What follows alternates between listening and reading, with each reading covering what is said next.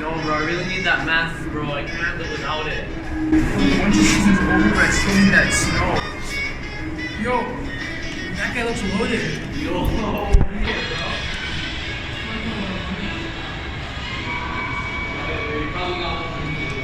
think he might be easy. Oh, I think he got us. I'm trying to convince him.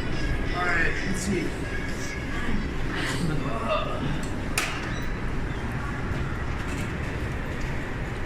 Yeah. Oh. Hello. Yes, how can I help you? I dropped a few coins, man. For what? I need to catch the bus real quick. Yeah, what? Yeah, boss. I'm sorry, I don't have any change on me. Please, I only have like. Oh my back! Hey, why you mad? Why you mad? You wanna know why I'm mad? Why? You wanna know why I'm mad? No, why? Okay? Because they're freaking drug abusers, okay? Drugs everywhere. Look at these junkies.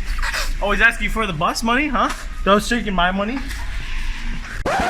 Whoa, stop right there. Let's rewind a bit.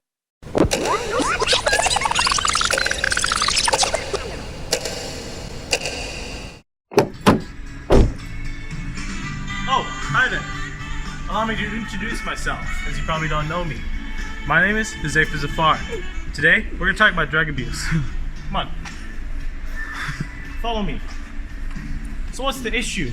What's the civic issue? What's the problem going on? The problem is the government's not properly handling drug abuse, okay? We have too many junkies on the street. We have too many people getting homeless. We have too many people not getting the proper support and rehabilitation that they need.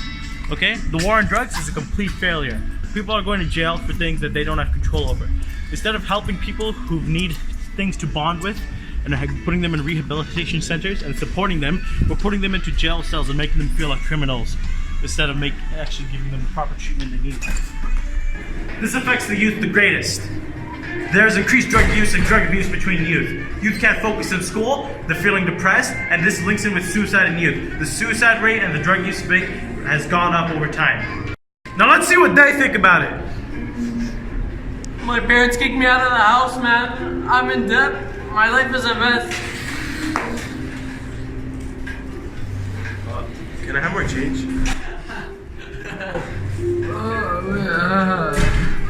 Clearly this needs to stop. These people are human beings and we need to fund rehab centers to help them, okay? What do you guys think? Repeat after me! Fund rehab centers! Well, yeah.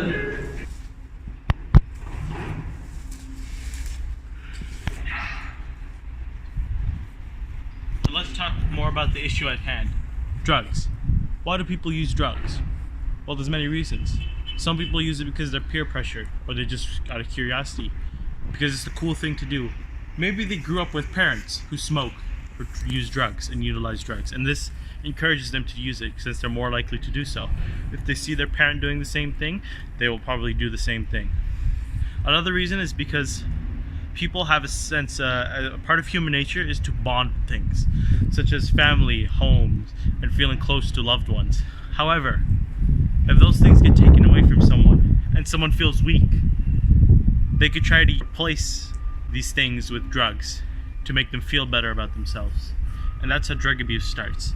They go into a downward spiral, never getting better, and they constantly need to get more money for drugs, and it ends up ruining their life. This in turn ends up connecting with suicide, especially in youth, because these people feel like they're depressed and that there's no way out. And so the only thing that they can do is keep using the drug over and over again to keep feeling better about themselves.